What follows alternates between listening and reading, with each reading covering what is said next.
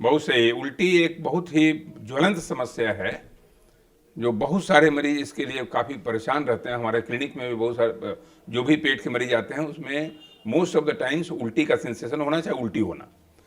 अब सवाल ये उठते हैं उल्टी को कई तरह से आप बांट सकते हैं। पहला तो हो गया कि मतलब मोटा मोटी psychogenic vomiting and organic vomiting.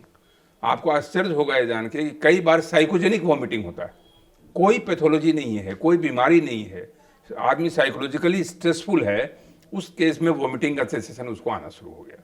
तो ये साइकोजेनिक वॉमिटिंग होता है। ऑर्गेनिक वॉमिटिंग जो होता है, जिसके लिए हम लोग ज़्यादा कंसर्न रहते हैं, बीमारियों की वॉमिटिंग, उसमें कई तरह के फैक्टर्स होते हैं। अगर ओल्ड एज के पर्सन हैं यानी 50 प्लस वाले और उनको बार बार वॉमिटिंग हो रहा है तो आप सावधान हो जाएं और कभी भी निश्चिंत होकर सिर्फ वॉमिटिंग दवाई देकर न छोड़ दें। ये हो सकता है कहीं न कहीं ऑब्स्ट्रक्शन हो, या तो खाने की नली में कहीं वो ऑब्स्ट्रक्शन, छोटा ऑब्स्ट्रक्शन से लेके जिसको ग्लोबस हिस्टेरिकस कहते हैं, वो छोटा ऑब्स्ट्रक्शन से लेकर के मैलिग्नेंट ऑब्स्ट्रक्शन तक हो सकता है, कैंसर भी हो सकता है।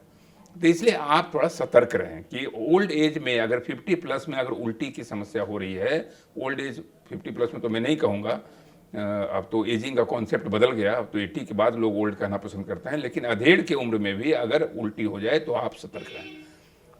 यंग एज में जो उल्टियाँ होती हैं उसमें इंडाइजेशन की वजह से हो सकता है, बैक्टीरियल टॉक्सिन्स हो सकता है, एक्यूट गैस्ट्रोएंटेराइटिस में जिसमें लूज मोशन, पेट में दर्द, उल्टी का होना, ये सब बैक्टीरिया की वजह से होता है।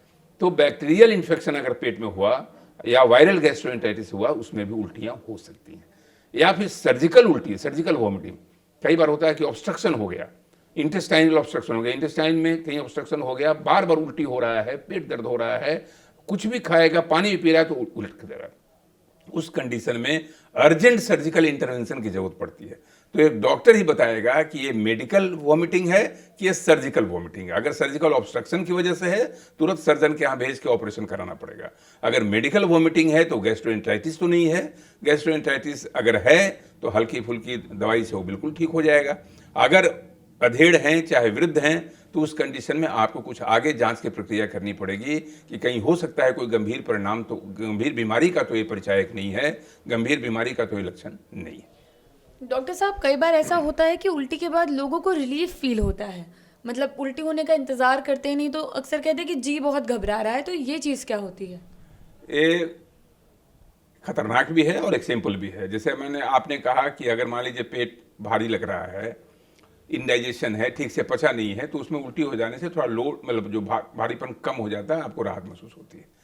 लेकिन कभी कभी जो गैस्ट्रिक आउटलेट ऑब्स्ट्रक्शन होता है, यानी कभी जो मैं बताया कि कभी कभी मैलिग्नेंसी में भी, चाहे अल्सर के बाद, अब तो अल्सर के बाद वैसा स्पैज्म नहीं देखा गया है जो सिकुड़न होता है पेट की नलियों में, लेकिन अगर मैलिग्नेंसी की वजह से अगर ऑब्स्ट्रक्शन हो गया तो उसमें भी जब उल्टी हो जाती है तो व्यक्ति थोड़ा आराम महसूस करता है। तो इसलिए ये अगर सिम्टम है, लक्षण है, तो कभी भी इसको हल्के से न लें। अगर उल्टी हो रही है उस पर भी तवज्जो दें। अगर उल्टी होने से आपको राहत मिल रहा है तो हो सकता है कि बिल्कुल एक बहुत ही सामान्य प्रक्रिया हो, नॉर्मल इंडाइजेशन की बात हो, या फिर कुछ गंभीर परिणाम भी भुगतने पड़ सकते हैं। इसलिए आपको सतर्क रहने की जरूरत है। बार बार संदेह का दायरा को जितना विस्तृत रखेंगे कोई चीज़ आपसे मिस नहीं हो पाएगा। जी।